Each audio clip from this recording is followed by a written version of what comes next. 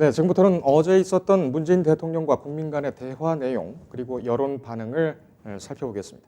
한미 방위비 협상 결렬 문제도 함께 전해드리겠습니다. 청와대 출입하고 있는 이성휘 기자 나왔습니다. 자, 이 기자, 어제 늦게까지 방송을 지켜보고 보도를 하느라고 고생이 많았는데 이 기자는 전체적으로 어떻게 평가를 할 수 있습니까? 이게 당초 예정된 100분을 훌쩍 넘어가지고 약 2시간 가까이 진행됐습니다. 사실 일반 국민분들이 이제 정제된 패널이 아니라 일반 국민분들이 오셔가지고 다 발언권을 요구하고 그런 방식으로 진행됐기 때문에 네. 사실 좀 어지럽다 그럴까요? 정돈이 안 되고 좀 극단적으로 말씀하시는 분은 도떼기 시장 아니냐고 좀 그렇게 평가하는 분도 있었던 것 같습니다. 예. 다만 그 가운데 이제 문 대통령이 좀 중심을 잡고 좀 침착하게 잘 대응했던 걸로 보이고 또 그렇게 보였습니다. 예, 알겠습니다. 일단 제가 볼 때는 그 대통령이 참 피곤해 보인다라는 인상이 강하게 남았습니다. 물론 이제 동갑으로서 진행을 한 배철수 씨도 방송인 배철수 씨도 시작을 할 때와 끝날 때 영상을 비교를 해보면 한 3년 정도 더 늙은 것 같고요. 그렇기 때문에 이 문재인 대통령의 건강 문제, 이 문제도 상당히 좀 주의 깊게 시청자들께서 보셨지 않았나 이렇게 생각이 듭니다. 혹시 어제 청와대로 돌아가서 오늘 아직까지 뭐 늦잠을 자거나 좀 피곤한 내색을 보였다는 얘기는 없습니까? 그런 이야기는 좀 안 나왔던 것 같습니다. 일단 기본적으로 대통령의 건강 문제는 약간 기밀에 속하는 거기 때문에 예. 그런 식의 이제 정보는 좀 안 나오는 것 같고 예. 다만 참모진들한테 할 이야기는 다 한 것 같다. 음. 어느 정도 만족감을 표했다는 그런 이야기는 들리고 있습니다. 예. 알겠습니다. 청와대는 어떻게 평가를 합니까? 예, 그 고민정 대변인이 오늘 아침에 한 라디오에 출연해가지고 그 대통령이 작은 대한민국이라고 했지만 딱 그 모습을 보여준 것 같다. 그리고 대통령한테 좀 죄송한 형식의 방송이었다. 왜냐하면 이게 정돈이 안 되고 예. 정신없이 좀 진행이 됐기 때문에 좀 그렇게 표현했지만 그래도 그 문 대통령의 가장 큰 강점인 진심과 진정성을 보여주기에는 좋았던 것 같다. 그렇게 평가했습니다. 예. 정치권은 어땠습니까? 예, 정치권의 반응은 역시나 갈렸습니다. 이제 여당인 더불어민주당과 좀 진보 성향인 정의당의 경우 그 문 대통령의 낮은 자세와 소통하려는 노력, 또 진솔한 그런 자세에 좀 높은 점수를 줬습니다. 예. 반면 자유한국당과 같은 이제 보수 야당에서는 팬미팅이냐, 또 전파 낭비다 그런 식으로 좀 점수를 안 줬습니다. 예. 어제 그 실시간 방송을 보면서 댓글을 보니까 그 외국인인가요? 외국인으로 보이는 시민이 나와서 마지막에 뭐 대통령 힘내십시오라고 얘기를 하니까 바로 뭐 쇼한 거냐 이렇게 댓글이 많이 달리던데 글쎄요.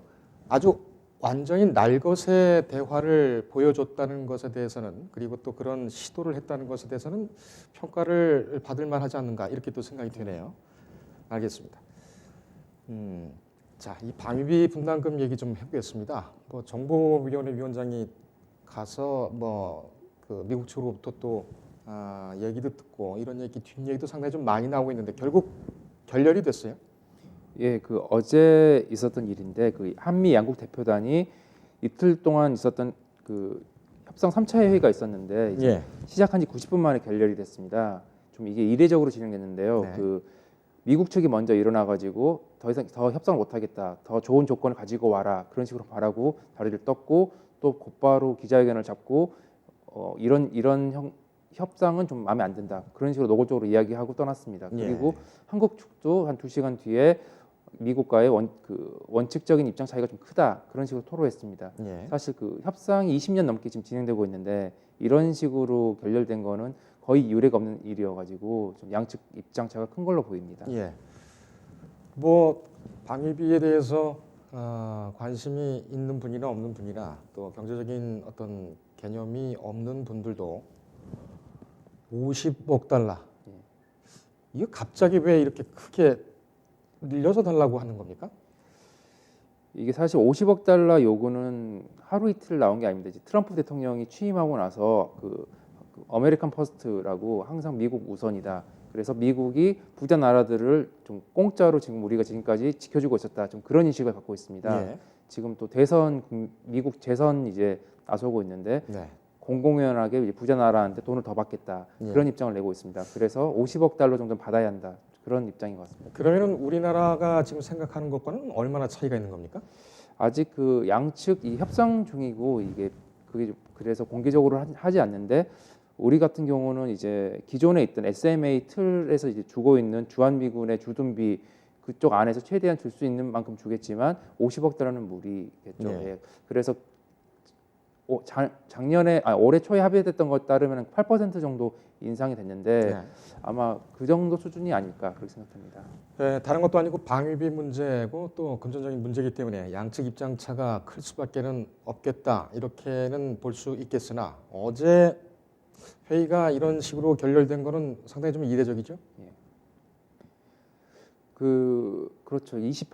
말씀드렸지만 보통 그 탐색전과 기싸움이 좀 있긴 있습니다. 예. 회의가 하면서 이제 우리 이거 못 받겠다, 더 달라, 더 이상 못 준다, 막 그런 식으로 계속 왔다 갔다 하는데 사실 이게 한미 동맹이라는 큰 틀 안에서 이루어지는 거기 때문에 예. 양측에서 서로 그 안에서는 싸우더라도 밖에는 뭐 솔직하게 이야기했다, 소통했다, 뭐 곧 진전이 있을 거로 보인다 그런 식으로 긍정적으로 이야기하는 게 보통입니다. 예. 근데 노골적으로 우리 소통 안 됐다, 뭐 협상이 안 된다 그렇게 말하는 거는 정말 이례적인 일입니다. 예.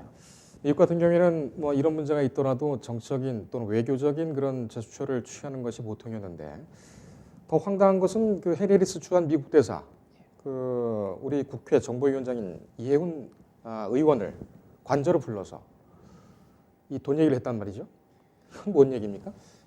이 의원이 한 라디오에 나와서 이제 밝힌 내용인데요. 이 의원과 해리스 대사는 전에 서로 인사를 나눈 적이 없다고 합니다. 초면이었습니까? 예, 초면이라고 합니다. 근데 이제 이해운 의원이 이제 정보위원장, 이제 국정원 담당하고 국가 정보 같은 거를 담당하는 아주 중요한 자리에 있는데 예. 자기가 취임한 지 1년이 됐고 그래서 해리스 대사가 한번 인사를 하자고 그렇게 불렀다고 생각해서 갔는데 네. 서두도 없이 그냥 50억 달러가 필요하다 내놔라 좀 그런 식으로 20번 넘게 계속 그렇게 독촉을 했다고 합니다. 그래서 이 의원이 지소미아 문제도 있고 그건 좀 무리한 요구고 지소미아 이야기를 하자 막 다른 걸로 그 화제를 돌리려고 했는데 그런 것도 아랑곳 없이 일방적으로 계속 밀어붙였다고 합니다. 예. 그래서 주재 대사가 1년 됐다고 야당의 위원, 중견 의원 그리고 국회의 이 상임위원장인가요? 위원장을 불러서 인사나 하자고 불러서 맞바로 50억이 필요하다. 도대체 어느 나라 경우입니까? 그래서 이 의원도 수십 년간 많은 그 대사를 받지만 이런 경우는 처음이라고 이야기했습니다. 다만 또 문제가 이런 케이스가 이해운 의원만 있는 게 아니라 외교통일위원장인 윤상현 자유한국당 의원, 또 산업통상자원위 위원장인 이종구 한국당 의원, 그밖에 국방위 간사라든지 뭐 여러 의원들을 불러가지고 그런 식의 주장을 했다고 합니다. 예. 정치권 반응을 들어볼 텐데 전체적으로는 어떻습니까? 예, 이런 좀 이해할 수 없는 고압적 태도의 정치권도 상당히 좀 격앙된 반응입니다. 일단 국방위원회 소속 민주당 의원들은 너무 성명서를 내고 이렇게 좀 무리한 요구가 있으면 우리가 승인할 수가 없다. 국회 비준 동의를 할 수가 없다. 그렇게 선언을 했습니다. 심지어 한미 동맹을 평소에 강조하는 한국당도 미국 요구가 좀 부당하다. 예. 그렇게 좀 입장을 내고 있습니다. 네. 그래서 오늘이죠. 이인영, 나경원, 오신환 등 여야 3당 원내대표가 미국을 향해 출발합니다. 네. 지금 협상을 좀 원칙적으로 하자. 그리고 50억 달러는 좀 부당하다. 그런 입장을 미 의회와 미 행정부 관계자들 만나가지고 이야기할 예정입니다. 예. 다른 건 모르더라도 적어도 국회만큼은 이번 주한 미 대사의 이런 뭐랄까요 행동에 대해서 공식적으로 문제를 좀 제기하고 항의를 해야 되지 않나 이렇게 생각이 드는데 그런 움직임은 없습니까? 일단은 논의가 될 것 같습니다. 이게 이제 좀 공개된 게 어제 있었던 일이기 때문에 또 국회 내에서도 좀 이런저런 이야기가 있고 하니까 좀 어느 정도 입장이 정리가 되면은 될 것 같습니다. 예. 특히 이번에 여야 3당 원내대표가 함께 미국을 간다는 게 좀 의미가 있는데요. 아시다시피 국회에서 많은 게 좀 패스트트랙 문제라든지 뭐 이것저것 충돌을 하고 있는데 그 가운데 이제 여야 3당이 수당적으로 미국을 가서 방위비 분담금 관련 외교를 한다는 게 좀 의미가 있는 걸로 보입니다. 미국 대사가 이해운 위원장을 불러서 그렇게 얘기하는 것은 독단적인 판단이었다고 합니까? 아니면은 트럼프의 지시를 받았다고 합니까? 그 얘기는 취재가 됐습니까? 그 부분은 이제 미국 최고위층의 이야기이기 때문에 이제 확인이 안 되는 부분인데 예. 일단 그거는 좀 유추가 가능할 것 같습니다. 사실 그 50억 달러라는 말이 나온 게 그 트럼프 대통령의 의지가 강하게 실린 겁니다. 예. 사실 미국 의회 내부에서도 50억 달러는 부당하다는 이야기가 많이 나오고 있습니다. 그 엘리엇 엥겔 미 하원 외교위원회 위원장은 그 언론 인터뷰에서 50억 달러 분담금 요구가 사실이면 동맹을 해칠 가능성이 있다. 아주 매우 어리석다라고 평가했습니다. 예. 그리고 그 미국 그 분담금 관련 실무진들도 이거 50억 달러 그 명분을 만드는데 고생을 했고 또 한국 측에 비공식적으로 미안하다 그런 입장을 냈다고 합니다. 아, 그렇군요. 그래서 이 트럼프 대통령이 지금 재선을 노리고 있기 때문에 분담금을 많이 좀 얻어내려고 좀 그 입장을 내고 있기 때문에 그 밑에 있는 실무진들도 그냥 노골적으로 이 액션을 보이면서 트럼프 대통령한테 나 이렇게 일하고 있다 좀 그렇게 하고 있는 거 아닌가 그렇게 예. 보입니다. 그것을 보고 미국 국민들이 어떻게 평가할 것인지에 대한 고민은 진지하게 안 했는 모양입니다.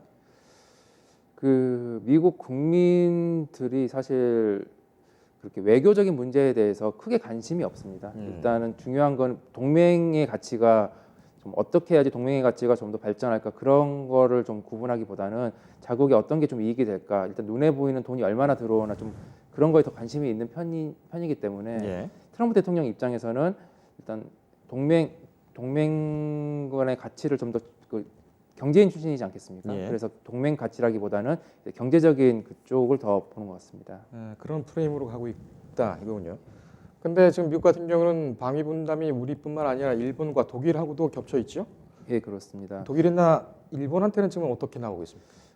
그 한국과 비슷한 입장으로 알고 있습니다. 지금 한국에도 50억 달러를 요구했는데 일본은 80억 불을 아마 요구한 걸로 알고 있습니다. 예. 기존에 한 3, 4배 정도 요구하고 있고 독일도 비슷한 걸로 알고 있습니다. 그래서 지금 한국이 제일 먼저 시작했는데 이제 한국을 일종의 본보기로 삼아 가지고 독일, 일본한테도 비슷한 수준을 나중에 요구하지 않을까. 그래서 오히려 더 지금 한국에 대한 압박이 거세다는 평가도 있습니다. 예.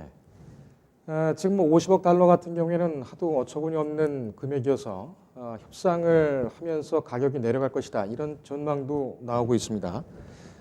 이 방위비 분담 문제 어떻게 전개될 것 같습니까? 지금 말씀하셨지만 50억 달러라는 게 한국 사람들도 이해가 안 되는 가격이고 또 미국 내부에서도 이거 좀 심하지 않냐 그런 말이 나올 정도의 가격입니다. 그래서 이게 좀 트럼프 대통령 특유의 그 미치광이 전략인 거 아니냐 좀 그런 분석이 나옵니다. 예. 좀 미치광이 전략이 영어로 매드맨 시얼인데 좀 역사가 오래된 겁니다. 예측 불가능한 요구를 하고 이해가 안 되는 주장을 해서 상대방을 혼란시키고 자신의 요구를 관철시키는 그런 내용입니다. 네. 그래서 이제 좀 이해가 안 되는 주장을 하고 있고 계속 혼란시켜가지고 나중에 이제 요구를 관철시키는 건데 그 관철 대상이 누구냐면은 최고위층입니다. 예. 그래서 실무진급에서 이게 논의가 안 되면은 한미 정상 대통령들이 톱다운 방식으로 일정의 담판을 짓고 이제 결론을 낼 것 같습니다. 예. 알겠습니다. 매드맨 시오리 미치광이 전략. 트럼프를 가장 잘 설명하는 그런 이론이 아닌가 이렇게 생각이 되네요. 자, 이번 주에는 또 지소미아 관련해서 또 종료 시한이 다가오고 있죠. 이것에 대해서 이 기자는 어떻게 전망을 하고 있습니까? 일단 문 대통령은 어제 그 국민과의 대화에서 일본 측이 태도를 바꾸지 않는 이상 계속 지소미아 연장을 노력은 하겠지만 일본 측의 태도 변화가 없으면은 쉽지 않다 그렇게 입장을 밝혔습니다. 예. 일본 측도 지금 우리가 먼저 뭘 해야 한다 좀 그런 입장이기 때문에 아마 종료는 피할 수 없을 것 같습니다. 그래서 지금 이야기 나오는 게 한미일 그 정보 공유 T사라는 게 있는데 네. 그거를 좀 업그레이드 할 거다 좀 그런 전망이 나옵니다. 알겠습니다. 자, 준비를 많이 해왔는데 여기까지 할까요? 네. 예, 고생했습니다. 예, 정치부 이성기 기자였습니다.